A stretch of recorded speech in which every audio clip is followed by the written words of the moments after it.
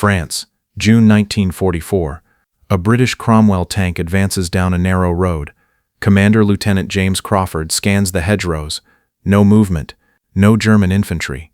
The road ahead looks clear.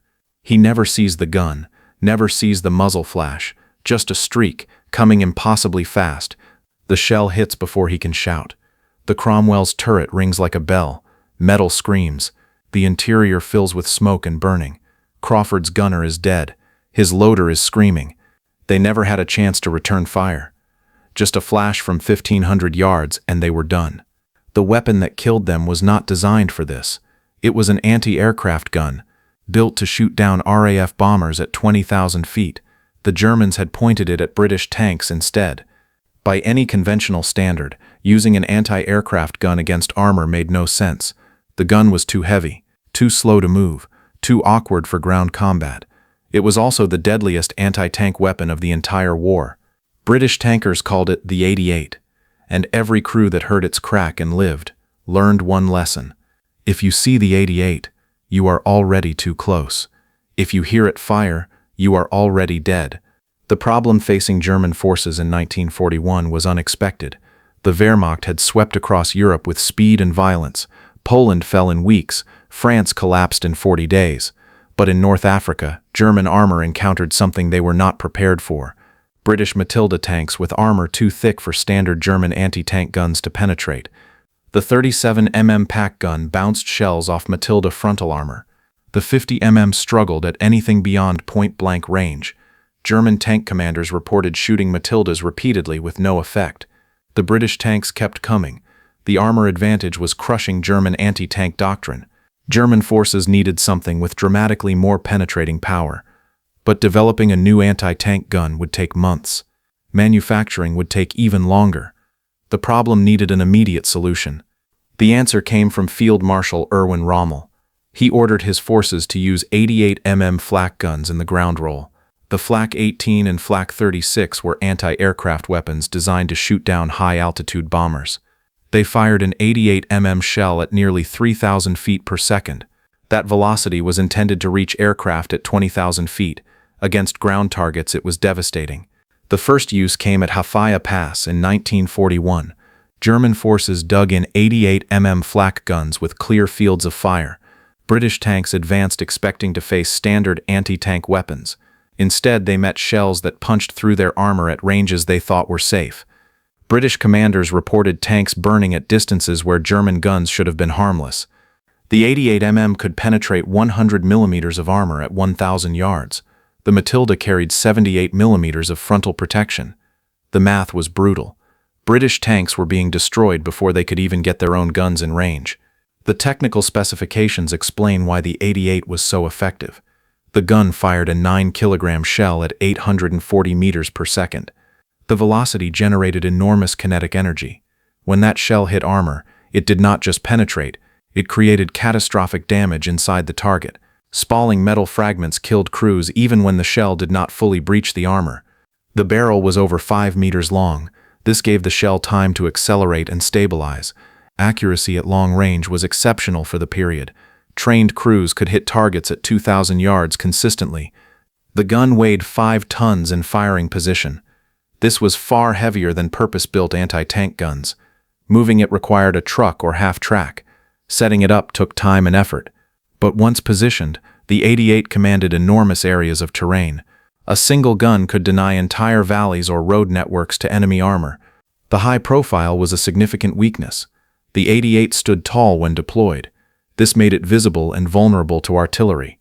German crews learned to dig pits to lower the silhouette. They positioned guns in hull-down positions behind ridges. They used buildings and terrain for cover.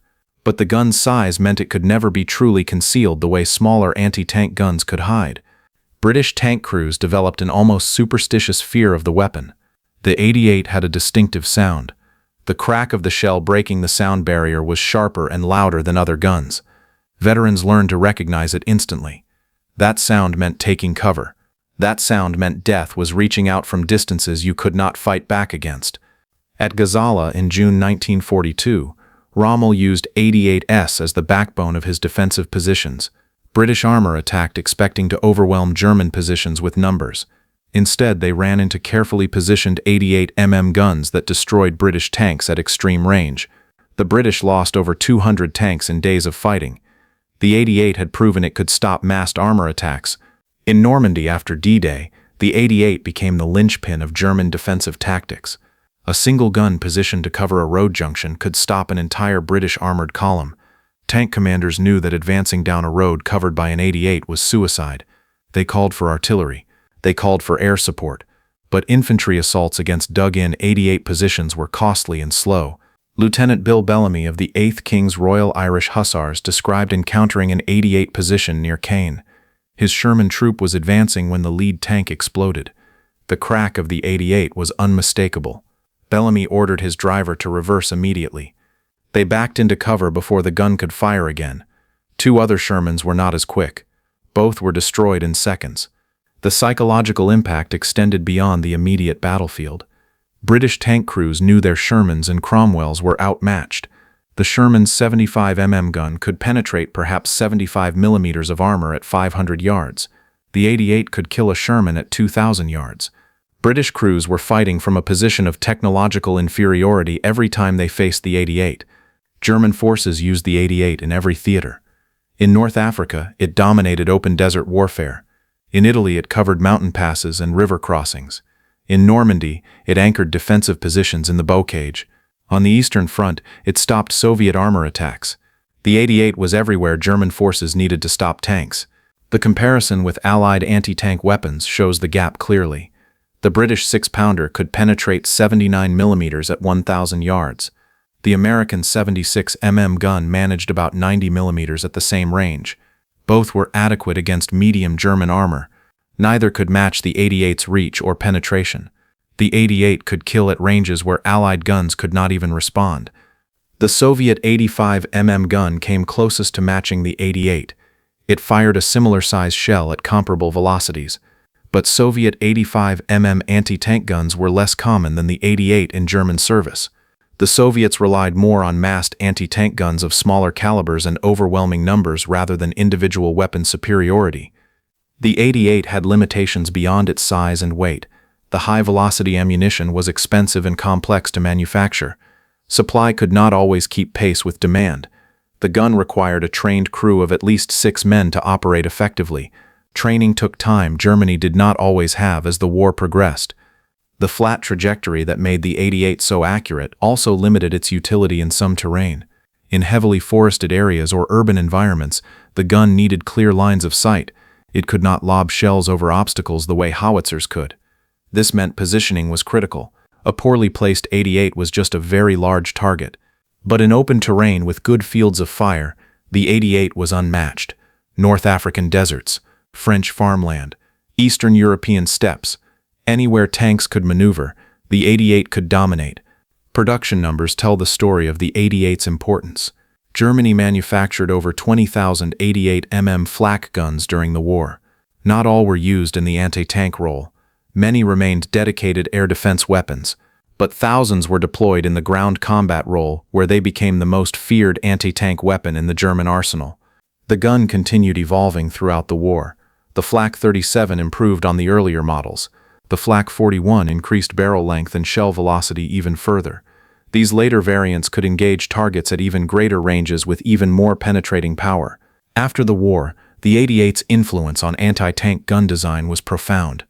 Every major military recognized that long-range, high-velocity guns were essential for defeating modern armor. The concept of using large-caliber, high-velocity weapons became standard doctrine.